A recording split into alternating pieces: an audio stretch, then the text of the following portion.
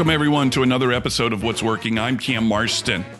What's Working is a show about workplace and workforce trends. And occasionally we find people that are creating some product that truly stands out. More often than not, we're not interested in the product as much as we are as the people in their stories. But every now and then we find people that are producing a product that truly stands out, and the people and the stories behind that product are worth exploring. And that's what we're going to do today. A couple of weeks ago, we had David Morris on the show. David is the president of QB Country based here in Mobile. They've got, I think, 11 locations throughout the Southeast. And David can walk down the streets of Mobile and be recognized as David Morris, or perhaps even anonymous as he goes down the streets, let's say a busy, crowded street of downtown Mobile or wherever it is. But there are places where David goes and people know him. They recognize him for the work he does, preparing quarterbacks of all different levels. But where he's recognized the most, I suspect, is in the pro levels, where he's gotten a number of quarterbacks ready. So he is a celebrity in those environments. Where there's a guy here in our area that is a celebrity in certain environments. But as he walks through the streets of Fairhope, where he works and lives and where I'll call him in a moment to interview him, he is likely anonymous. People may recognize him as an old friend, as a guy that does something different, but there are places that Bear will go, and I'll tell you who he is in a moment. There, Bear will go, and people will stop him and want a selfie and want to spend time with him because of the skateboards he designs. Now, let me be clear. I look at a skateboard, and there's one in my front yard right now that my child negotiated for with one of his friends, as an opportunity to give money to an orthopedic surgeon. It is a compound fracture waiting to happen. Fortunately, that has not fallen on my house yet, but I look at these from a distance and think, never should a human stand on things with wheels. That's just a rule of thumb. You can stand up in the bed of a truck, but you got to be careful. But you just don't stand on things with wheels under you. And that likely reflects my coordination as well as my the fact that I just don't like falling to the ground more than I have to. Therefore, let me be clear, I don't know a whole lot about the skateboarding world. I don't know what's popular and what's good. I don't know the language, the nomenclature to define what these products are. But I do know it's for real, and I do know that it's big business. And I do know that there is a culture out there that has embraced this product and the ancillary products that go on around it. So I'm about to get Bear Walker on the phone. And when I was talking to a couple of guys not long ago about the show and what we do and how we're looking for these stories of these amazing people and doing some kind of non-traditional things, their immediate comment was, well, certainly you've talked to Bear Walker by now. Bear Walker sounds like an act. Sounds like something someone does in the circus. He precedes the elephant walker and comes after the tiger walker. But I was wrong. Bear Walker is a celebrity in the field of skateboard manufacturing. He lives in Fairhope. He's got his workshop in Fairhope. And curiously, he doesn't print where it is at all, because I think he'd have hordes of fans around it all the time. He's an artist. He's a craftsman. He's getting the attention of organizations and skateboarders and celebrities and movie industry, I think, if I read this correctly. As I was getting him scheduled for the show, I opened up Mobile Bay Magazine, and there he was featured there.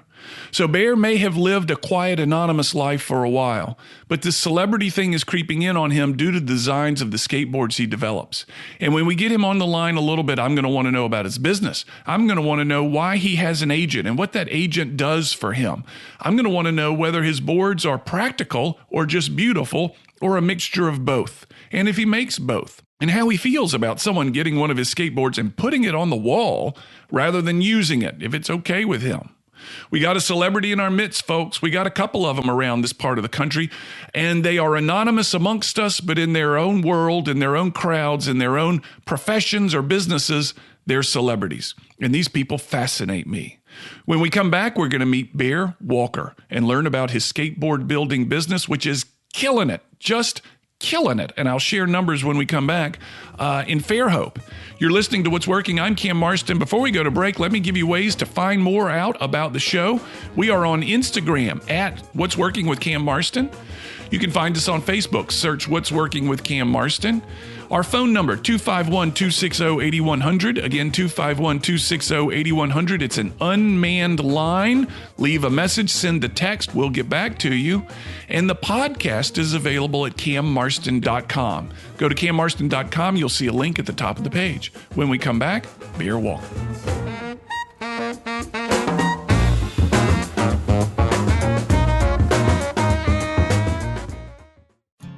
Think about how people really see you. The kid at the drive-thru just sees a coffee drinker. Please pull forward. Your local barista sees the person who loves a smiley face in their latte. See you next time. It's kind of the same way with insurance. Other insurance companies just see a customer, but a State Farm agent sees more. They see you as a neighbor.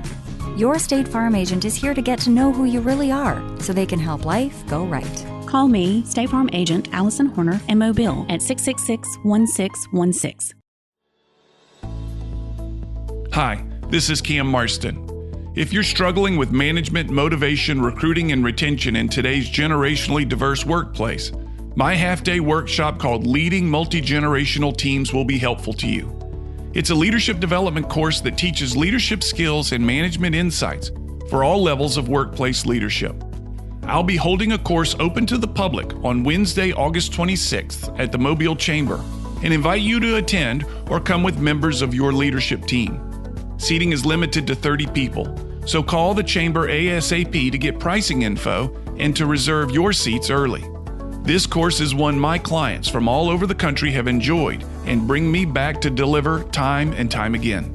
It's interactive, very fast-paced, and lots of fun. Again, Wednesday, August 26th at the Mobile Chamber of Commerce, or go to whatsworkingcam.com to learn more.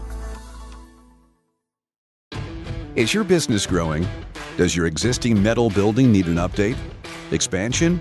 New roof?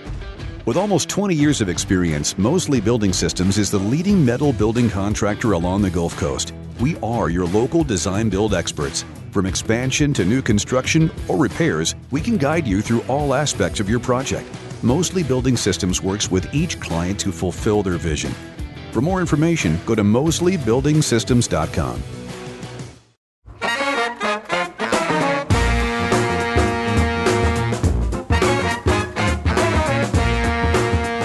Bear Walker is the president, the owner, the CEO, the boss, the originator, whatever you want to call it, of Premium Boards. They're a skateboard company based in Fairhope, Alabama.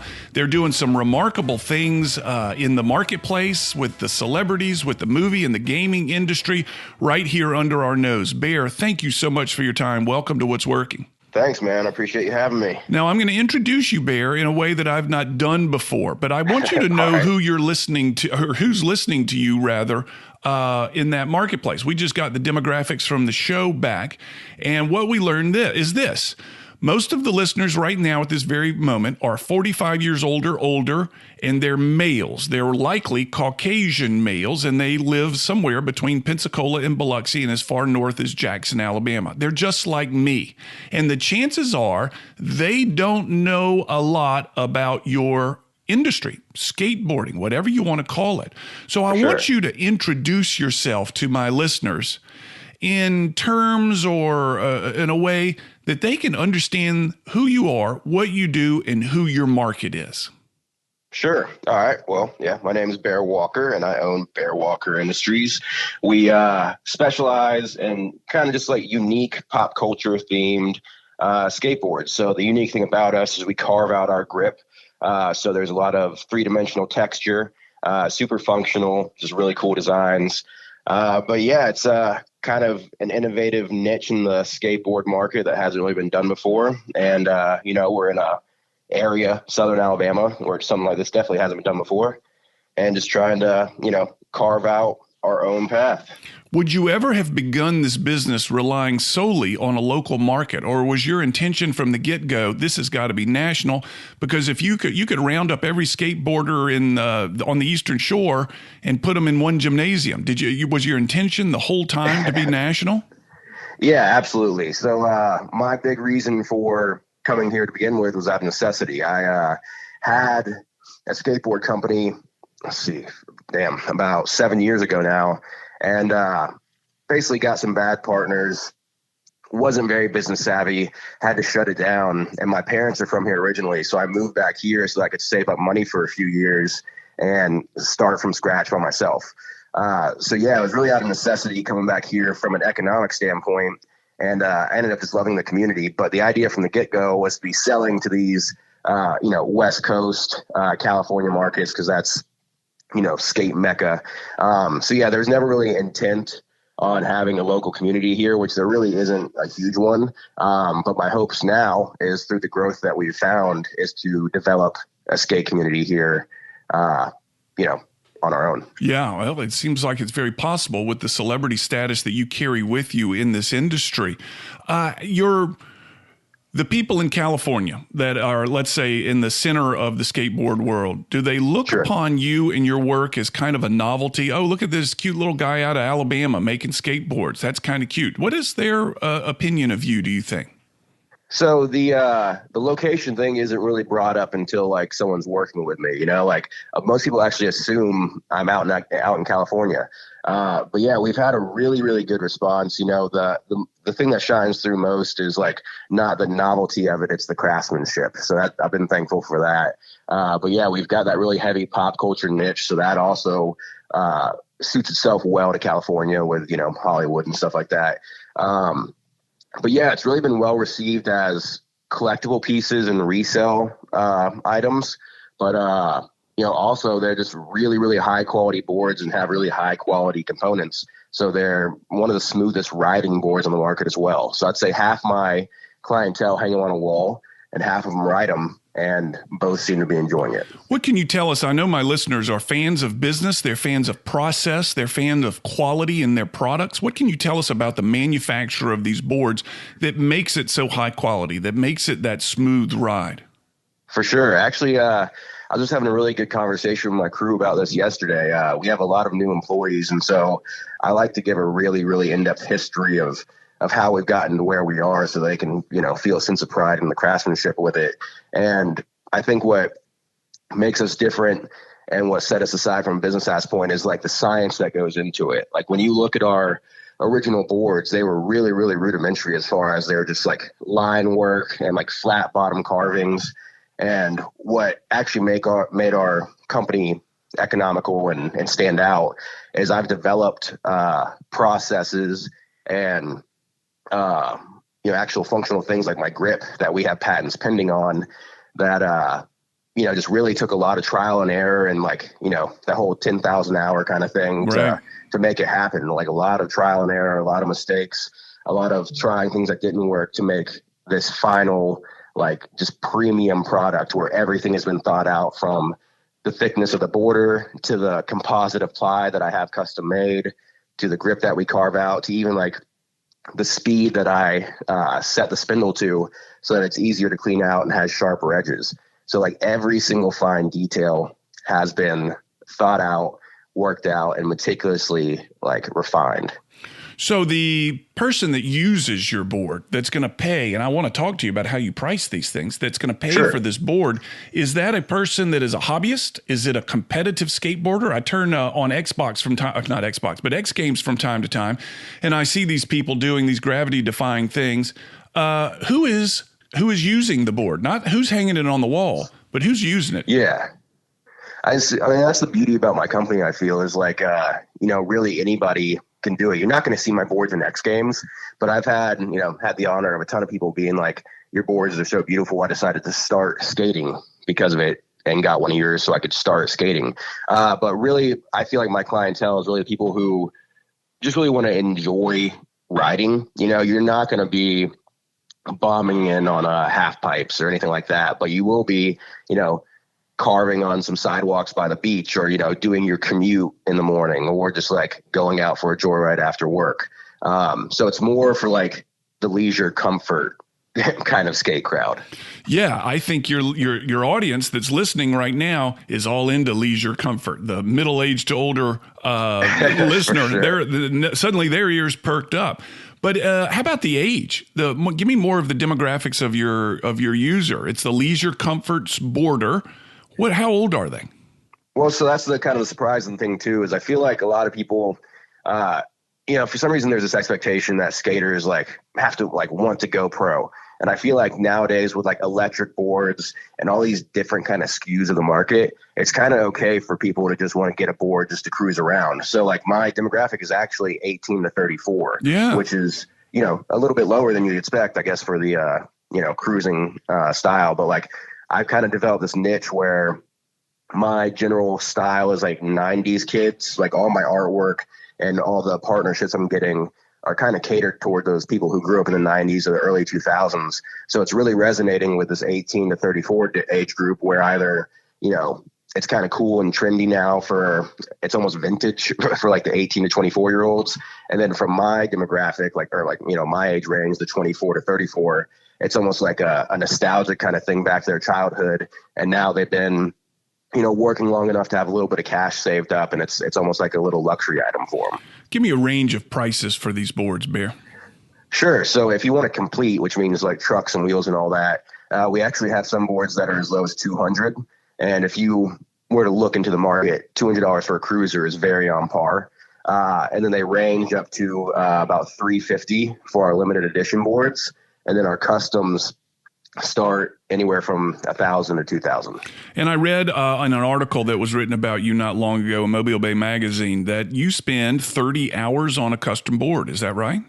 A custom can take 20 to 30, sometimes more if it just isn't turning out right. If I take really, really great pride in my customs because of, first of all, how much they're paying, but it obviously means a lot if they want it to be specifically suited to them. So sometimes I'll get completely done with a board and just think it looks like crap, and I'll just start over from scratch. So, like the 20 to 30 is an average, but, sometimes it goes well over that if I don't like the final product and start over again. You're not the first person that said something like that if they're not pleased with the way the product looks or smells or tastes. And I think specifically about Fairhope Brewery over there and how sometimes they told me in the past they would try something new, they were dissatisfied with it, and open the valve and pour it all out.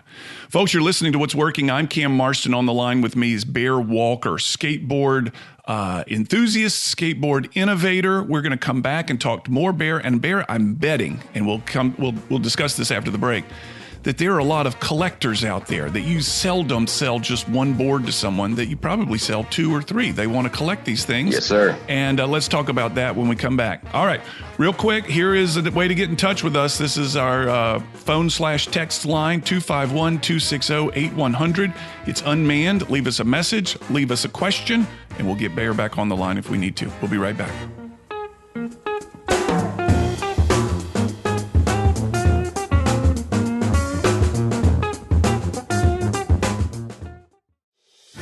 I'm David Nelson, brewmaster and owner of Braided River Brewing. We want beer that goes along no matter where the adventure takes us and that doesn't make us choose between great beer and drinkability. We're drawn to the Delta and united by beer because to us, the best way to celebrate the Delta is to slow down and savor the moments and the beer together. Come visit our tap room in downtown Mobile and ask for us at your favorite bar or restaurant. Visit online at braidedriverbrewing.com. Investing, connecting, leading, providing. The Community Foundation of South Alabama brings together philanthropic assets to make Southwest Alabama a better place to live, work, and play. We link donors to philanthropy. Working with you, we build communities. Contact us at communityfoundationsa.org. Human Resource Departments spend countless hours on insurance billing mistakes, Obamacare rules, and compliance. Employee benefits serve the purpose of recruiting, retaining, and rewarding employees. We can handle all of your benefit needs with cost-effective products, employee enrollments, and handle your HR issues. Benefit admin doesn't have to be complicated. My name is Michael Cowart Jr. of the Cowart Group, and we specialize in helping businesses with their employee benefit packages. Visit CowartAssociates.com.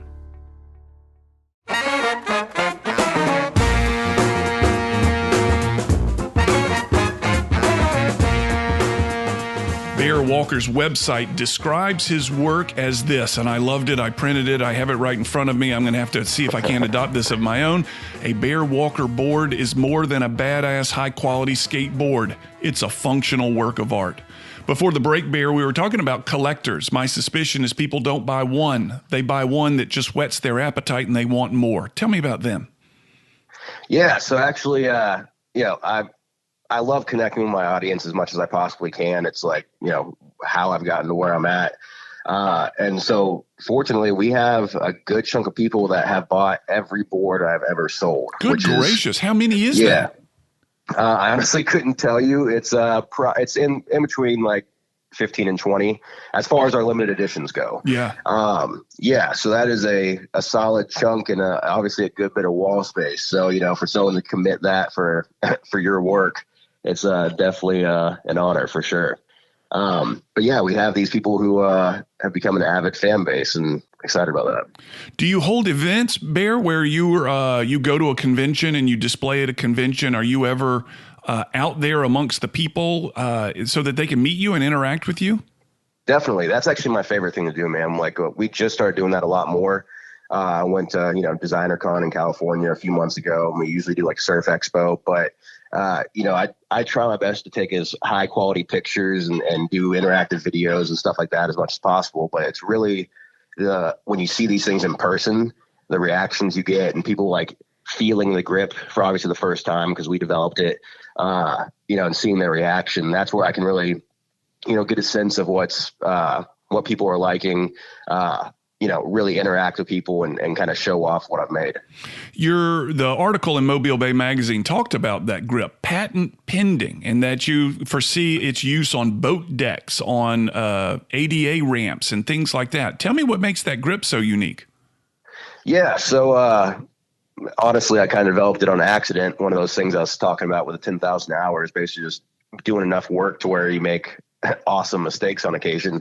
But yeah, it's this crazy, like kind of pyramid design, where it's these little teeth that are carved out. So it's below the surface, but the way I've developed it, it cuts out super clean, very efficiently, really quickly. So yeah, it works well for me actually going from, hobbyist, custom to where I can actually mass produce these things. But it's also allowed me to where, when we have we're not going to have any issues getting this patent. So when that goes through, it'd be really simple to make into decking. And I think this would work extremely well for handicap ramps and boats and stuff like that, like I was talking about, because not only does it have more grip, but it lasts way longer and it's more natural. You don't have to use these like adhesives and you don't have to replace these grip pads over years, all that kind of stuff. So I think it'd be economical for the consumer and also the manufacturer. Very interesting. Do you have plans to really begin marketing this stuff yet, or are you waiting for the patent to come through? I used to be a very, very go person, which I still feel like I am. But as I've gotten a little further in business, I've definitely realized the benefits of patience. Yes. So I'm focusing on growing my skateboard company while it's hot right now and continuing to push the boundaries and gain like bigger and better clients and collaborations. And then as we get a really, really solid foothold in that, I will start to delve into licensing out the technology. Yeah. Now, you did say your skateboard company is hot right now, and these partnerships. Who is your competitor? Straight up, I don't really have one. I've developed this new niche, which is why I felt like it took so long to get a real good foothold here, and then also it took me a while to kind of make my name because I had to do so much education to the consumer about what I was even making, because people see this and they're still like, what kind of grip tape is that? And it's like, it's not grip tape, it's carved out. But anyway, so like making these just like highly aesthetically pleasing, but also highly functional pieces where it's like, yeah, they look good on your wall, but they are okay to ride. And in fact, they actually are a great ride. So, if you were to really back up in scope, I'd say my competition is the skate industry in general. But if you were to go into the skate industry, there is no one doing what we're doing. Yeah, that's the impression that I got. I've had conversations with people similar. They say their competition is budget. There's not another competitor doing something. It's just people, and whether they have are they going to buy a new TV or are they going to buy a Bear Walker skateboard? Your competition is a choice. That's a great insight. Yeah, the competition is definitely budget for sure. Yeah. Convincing someone that this is worth them spending their hard-earned money on. So Pokemon, and I here we go. I'm 51 years old now. I'm familiar with the word, but if you ask me to describe it, now if you ask my kids to describe it, we could spend all day talking about it. But I'm not really aware of what it is, but it's all over your website. It's a great victory from you, the way I see it on your website. Absolutely. Tell me about it. Tell me how this happened, and tell me what it means for your business.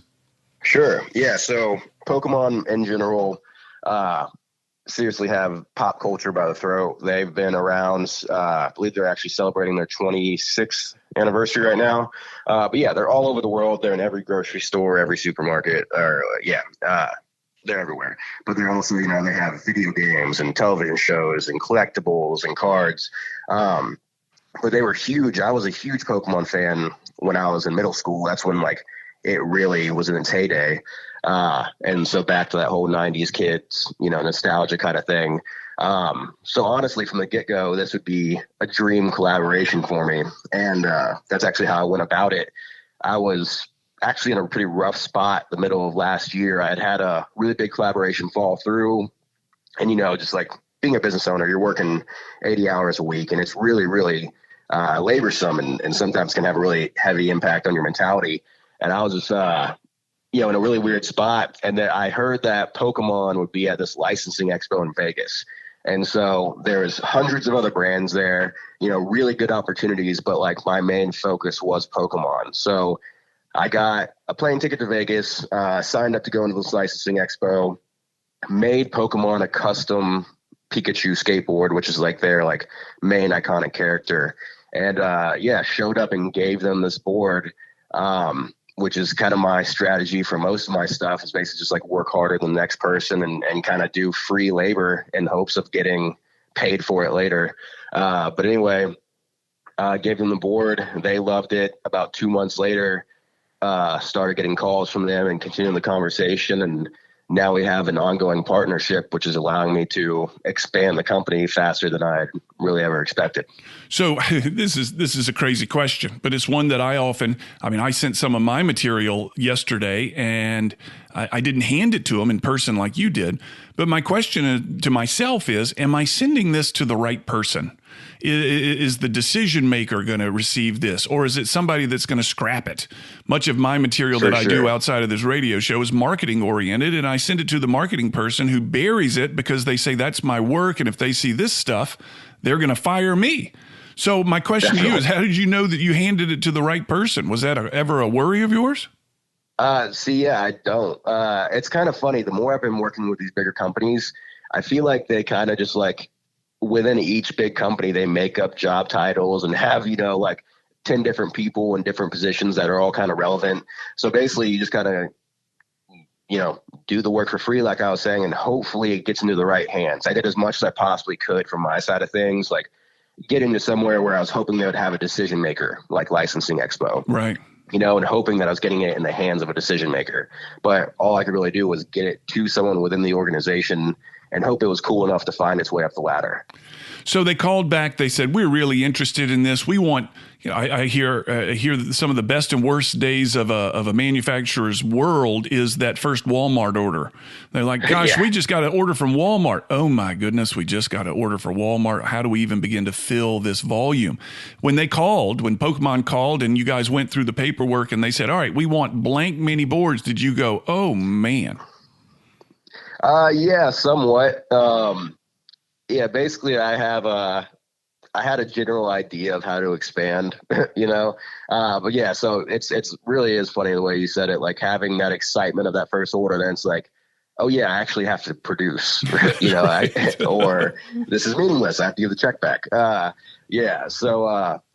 There's a lot of huge excitement. And then, just went through there's always so many obstacles that you didn't even know were obstacles until you hit them, So going through that first round of going from literally making 50 boards a month to making 500 boards a month, and it was definitely some kinks to work out, but we figured it out. And now we've kind of got this method down now to where it's the same formula. Now I just have more people and more machines and it's the formula just working at a wider level.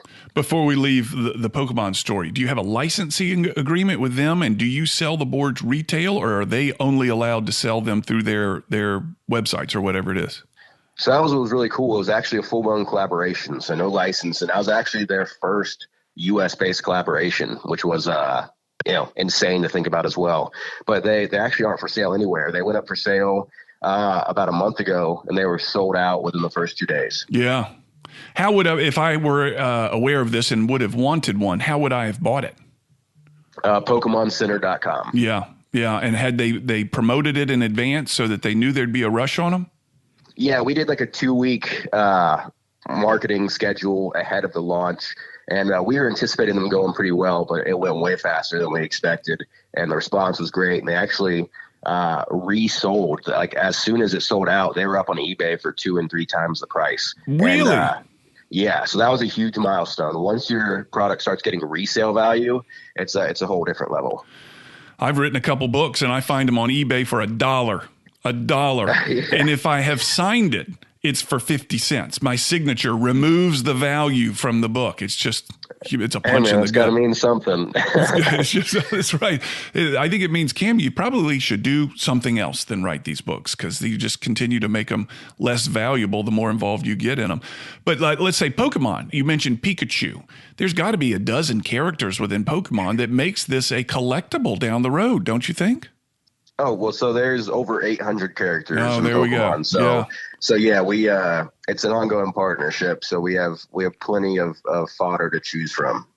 And is there a plan for a new, other than the ones you've already released that you're now selling the second generation of, are there new characters coming? Yep, there are new characters coming. That's about as much as I can say about it. I love it. I love yes, it. Sir. We got into the confidentiality agreement. We went right up to the toe of the confidentiality agreement. That's the goal. That's fantastic. Well, congratulations on that. Now, I've seen some pictures on your site of movies, movie themes and characters. Were those collaborations as well? Yeah. So, we made some boards for the cast of It too. So that was a really fun project. I made some boards for the crew of Joker. We're getting more and more like movie, TV show kind of deals. We actually have a few in the works right now where it's going to be a little more retail side of things as opposed to gifting. But yeah, that's probably been my favorite aspect of it. I've been a huge pop culture fan my whole life, worked at a movie theater all through high school. So to be able to have any kind of part at all with the marketing, or even just like, any relevance at all with the movie itself, has definitely been a dream. So. Folks, Bear Walker is without a doubt the coolest guy I've talked to in a long time. He's running Bear Walker Premium Boards. Bear, is that the exact title for it? Tell me how your business is listed. So it's just Bear Walker, which, obviously is my name, but, I wanted to have that personal feel to it. But just to clarify what we do, if we are to put it in a magazine or something like that, I usually go Bear Walker Premium Boards. Bear Walker Premium Boards, coolest guy I've talked to in a long time. If you want to get in touch with the show, you can find us at What's Working Cam on Twitter. That's What's Working Cam on Twitter. There are no apostrophes on Twitter, folks. You can also go to Facebook and search What's Working with Cam Marston. We'll be back with the coolest guy I've talked to in a long time after this break.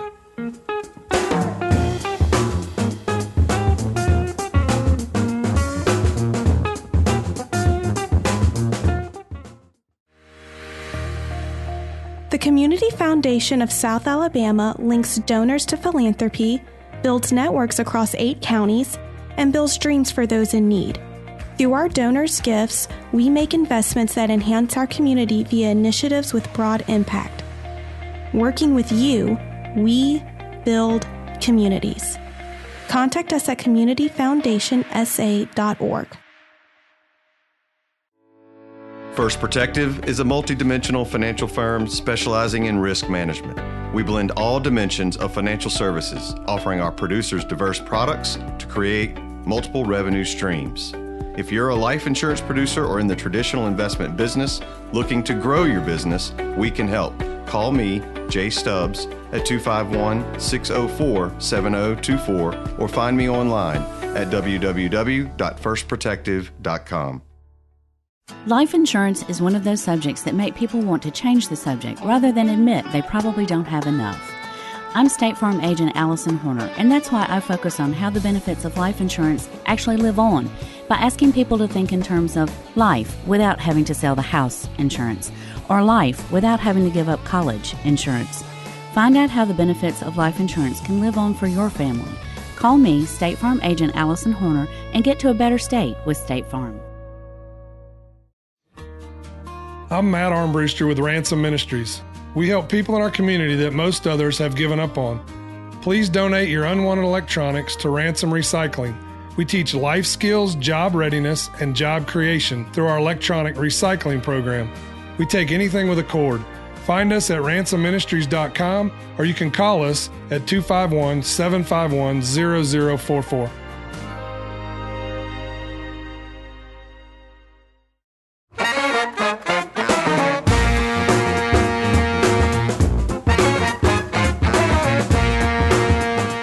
Bear Walker began Premium Boards, his skateboard company, after graduating from Clemson. He has a background, according to an article I read, in surfing. And to get his surfing fix in Clemson, he got into skateboards. His father was a builder, a home builder, and it kind of perhaps fueled his passion. Bear, I'm going to ask you to clarify that or correct me. For creating things. Now he is, in my opinion, from what I've heard, a mixture of a craftsman and an artist. Bear, tell us about the early days and how you got started doing this. I mean, what made you want to make a skateboard and not a surfboard, which is what your primary influence was as a child? Well, so first of all, surfboards are very hard to make. So that's one. But yeah, man, I grew up, making things out of wood, building homes with my dad. And so that kind of sparked the interest. I've always just loved creating. And when I was in Clemson, actually for one of my senior projects, we just had to design something with an innovative printing technique. And I chose a skateboard with metallic reflective inks on it, which isn't quite relevant. But anyway, when I was designing the skateboard for this project, I kind of just got on a tangent the night before the project was supposed to start and ended up designing about 40 skateboards. And like what really resonated with me was that it's this blank canvas where it's this functional, thing. It has to actually work as a rideable skateboard. But literally you can go from anime to movies to hunting if you want, nature, whatever. And they all can be basically on this blank canvas. So like what I really liked about skateboards is I could be artistic, I could be creative, I could have my craftsmanship because it had to be functional, but it could literally be anything. And give me an example of the craziest board you've ever developed. That's tough. All right, here. So I did a project with Lost in Space, that show on Netflix. Yeah. And that one, it's obviously space themed in the future. So I wanted to be futuristic and high tech. So like I really, really kind of just like dived into trying to make the craziest thing I possibly could. And I made this really, really innovative board where it had handles and, completely carved out sections that went through the board and had polycarbonate inlays and like danger light up beacons and headlights and taillights and just all this crazy stuff to make it as futuristic as it possibly could be. And then for the marketing of it, I actually did a bunch of research and figured out how to send it up into the atmosphere on a weather balloon with a GoPro and sent this Lost in Space themed board into the upper atmosphere. So yeah, that was a crazy, crazy project. Not only was the board really out there, but the experience of getting to send it technically into space was really crazy as well. That's not really crazy, Bear. That's crazy. That in order to make your board, you launched it into space to give it some quote unquote authenticity. Is that right? Yes, sir. Yeah. And that board that went up there, where is it now? It is on my wall. Is it really? Yes, sir. That is your 0G board. For sure. That's my space dust board. Yeah. That one stays with me. Well, that's pretty cool. That is really cool. Thank you. I'm assuming that the technology you're using to shape these boards, you mentioned polycarbonate, you mentioned the grip, which I think is fascinating, and I'd like to talk to you about that a little bit when we're done here. But the grip, so many of the things you're doing to these boards are dependent upon the technology that's driving the tools that you're using. Is that correct? Right. So are you really working hard to stay at the forefront of what that technology is, knowing that perhaps around the corner is a new idea or a new possibility that are going to make these boards even more unique? Absolutely. Yeah. I take pride in thinking that like these are the most advanced a board can really get. Like I've put a lot of time and effort into making these boards where I really don't think anyone can do it but me because of the time I put into it and the things I've just figured out. So the mix of, which, is another thing I love, the mix of like nature and technology. I have to, be upfront with my programs and, like I'm always getting better altering the speeds at which they cut to make the cut actually more precise and stuff like that. But at the end of the day, I'm not cutting it out of, a plastic or something where it's perfectly consistent. I'm cutting it out of a piece of wood, a natural product. So I also have to be really, really aware of what I'm using on the natural side as well and how to use that to my advantage instead of having it be a disadvantage. The magazine article I read about you said it's 9 layers of maple. Yep. And why is that? Why 9? Yeah. Why maple? So that actually took a long time to figure out too. So in the skate industry, typically you have a face layer on both sides of maple, and the rest is kind of cheaper filler wood, which is like birch or poplar, stuff like that. I really wanted mine to be a premium product. So I use what those surface layers are for every layer. But the reason we go with that instead of like an oak or a poplar is because oak, we tried that. It's super hard and rigid. It has no flex to it, which isn't great for a ride, but then it's also very unforgiving, as in if you put any stress on it, it'll crack. Mm-hmm. And then with like a poplar, it's too soft, so it doesn't hold up well over time. Maple is the perfect density to be durable. It's lightweight enough to where it's, easy to ride. It's got, a lot of flex to it, which makes it a lot more fun of a ride and makes it to where it doesn't snap. It's going to bend before it breaks. Yeah. List for me. And it's beautiful. List for me, and this is a question I'm enjoying asking more and more of people like yourself. 1 or 2 people that you're heavily dependent upon for your success. I'm not talking about back in the day. If it weren't for Professor so-and-so at Clemson, I wouldn't have. I'm not talking about that. I'm talking about today. Who are they and what do they do for you that are so important to you?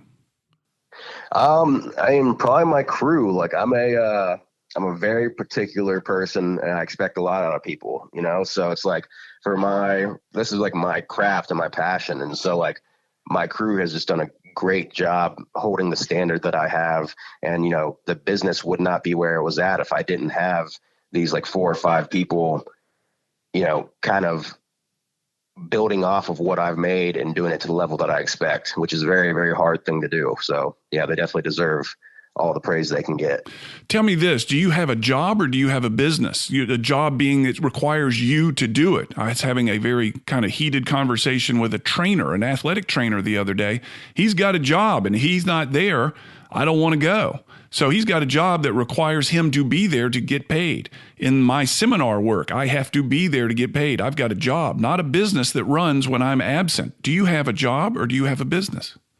I'd definitely say both. We have basically I have this place set up to where I could be gone and it can run, which was a huge milestone for me. But that's once we actually have things flowing, like to keep the business going and like to get that actual first prototype and that first concept out. Like I'm doing all the design work and all the conceptualizing.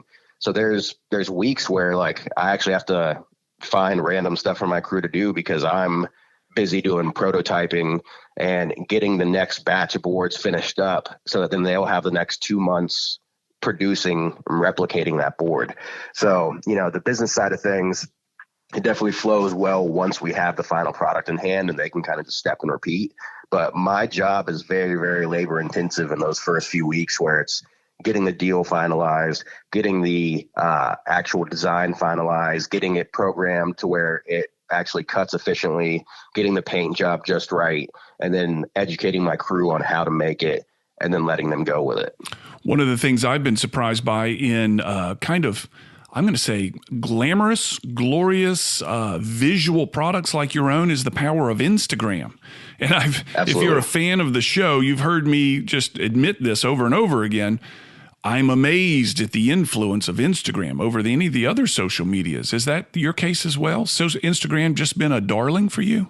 100%. This wouldn't be a company if it wasn't for Instagram. That's where actually, that's how I developed my niche. Like before, when I first started, I was definitely heavily like beach vibe, typical surf skate brand. It was really the power of Instagram and getting a little bit of a following where I started making these commission boards and making comic book themed boards out of a commission, and then instantly getting that gratification from followers that that they loved that style of stuff. And so it was from the influence of a following or the people on Instagram that we switched from the typical beach vibe skate surf brand to a pop culture centric brand. That wasn't like, it was my passion, which ended up working really, really well in my favor, but it was them liking it that made it that transition for the brand. Yeah. I'm curious, Bear, you're onto something. You've got a tiger by the tail. You've got the growth trajectory. Again, what I read, you made 1,500 boards in 2018 and 4,000 in 2019, more than doubling it. And who knows what this year will be at this rate. Imagine there's a knock at your door, which incidentally I think is great. You won't print anywhere where you're located, which I think is great. There's a knock at your door and someone says, how much for your business? Are you even willing to sell it right now, or is it just too fun?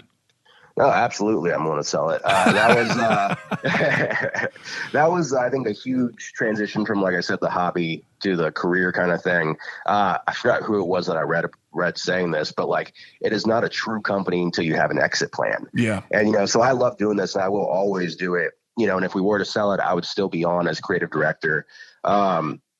But basically it became a true business when I started treating it like one and having procedures in place, having my numbers in check to where, say someone did knock on the door, I could have everything in line to where I could sell it.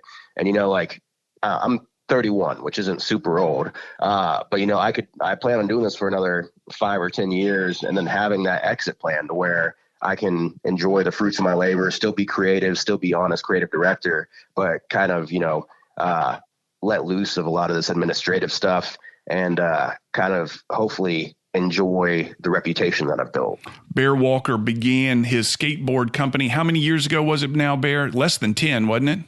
Yeah, the first one was almost 8 years ago, and this iteration started 4 years ago. And he's busting at the seams. His boards are popular across the nation. They're being used and promoted by celebrity figures that you and I would immediately recognize. He's headquartered in Fairhope, Alabama. Bear, what a great story. I appreciate your time. Thank you so much. Thank you. Likewise. All right, bud. Take care. Folks, we'll be back in just a minute for final comments. This is What's Working.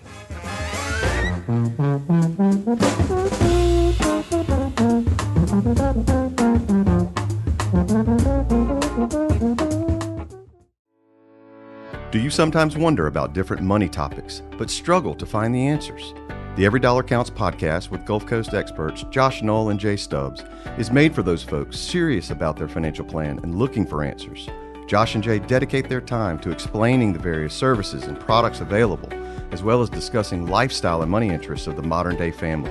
Tune in to Every Dollar Counts on Apple Podcasts and everywhere else you get your favorite podcasts.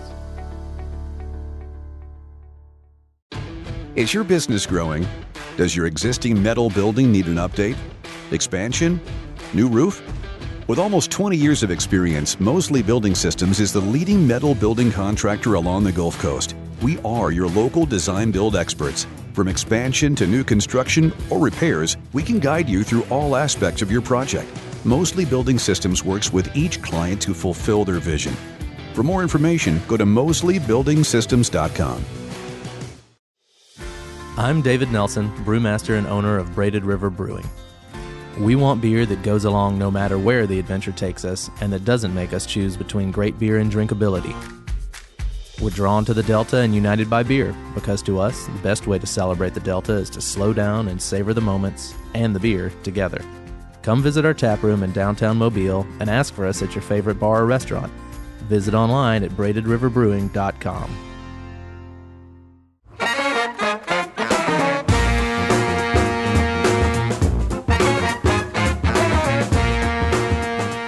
Wow. Just wow. I said it on the show during the interview with Bear, but I'll say it again. It bears repeating. That might be the coolest guy I've talked to in a long, long time. And with the exception being me, there's a lot of voices going on in my head at any given moment. One of the coolest people I've talked to aside from myself in a long, long while. Here's another guy, and I know you're tired of hearing me say this, and I'm almost tired of hearing saying it myself. But here's another guy in our community doing something remarkable right under our nose on a national scale. And maybe international. We didn't even get into that, but even an international scale with international brands, we know this, and hidden quietly in a side street somewhere around Fairhope. He doesn't let people know where he works because he thinks, and probably right, people will be at that door all the time. All the time. I want to meet you. I want to see the boards as they're getting made. He could never get the work done. I want to thank Bear. I'm not so sure what the benefit of him spending nearly an hour. The show wasn't an hour of interview, but we had to prepare and everything on the phone, broadcasting to you and me. What we learned about you and me a couple weeks ago from the station is if you're listening right now, you're a 45-year-old or older, middle-aged, overweight, thinning-haired white guy like me. And, not a lot of us are buying skateboards, and if we are, we're buying them for our kids, and we're looking at our kids when they say, hey, Dad, I want a Pikachu skateboard. It's going to cost this much, and I look at that child and say, you know what? We're going to go by Walmart. We're going to get a cheap one. We're going to get a cheap one until I know you want this, and besides that, that's an expensive skateboard, son, for something that's going to be left in the yard. But he did, and I'm grateful. And he taught us a little bit about what's going on out there and made me aware, again, like so many of these interviews do, of the world that's out there that I have no idea what's going on. So thank you, Bear. If you're listening, my man, thank you. I hope I can return the favor someday. You stimulated some thought in me and our listeners and got me excited about my own work again. All right, folks, we're getting better at leaving contact information. Here you go. Twitter, What's Working Cam. The phone number, 251-260-8100. Again, 251-260-8100. It's an unmanned line, meaning no one's going to answer, but you can text us at that number, and you can leave us a message, and we can answer that call you back. And email cam, C-A-M, at what'sworkingcam.com. The podcast continues to grow as people forward it on to other people. And if that's what you want to do, here's the way to do that. Go to my website, cammarston.com. You'll see the core of my work there. But across the top of the page is the podcast link. Click on that, or if you're on your phone, you can dig around and find it. Click on that. You'll see how to listen to the podcast from that website or how to subscribe to any one of the other podcast sites that we use. If you end up going to the Apple site for podcasts, do me a favor and rate us. Those ratings matter. I wish that they didn't, but they do. And finally, Instagram. Once again, the value of Instagram. At What's Working with Cam Marston. There are no apostrophes in Instagram. Our sign, handle, whatever. What's Working with Cam Marston on Instagram. All right, we'll have another show next week, folks, and we're getting a lot of great suggestions for shows. Some of them are starting to feel like advertisements. We're not here to advertise your business. We're here to talk to the people involved with the business about the background of the business and what's created it and what would surprise us about it. This is not an advertisement. If you've got a good business, it'll come out in the comments. We're as much as you pay us, we're not here to advertise. You're welcome to advertise on the show, but we're not going to book your story because you want to advertise your business to this listening audience, which is an influential group, but in this community especially. But that's not what we're here to do. Thanks to John Thompson. He's the show's producer. Thanks to Kristen Ogden for organizing this stuff. We'll have another show next week, everybody. You're listening to What's Working. I'm Cam Marston.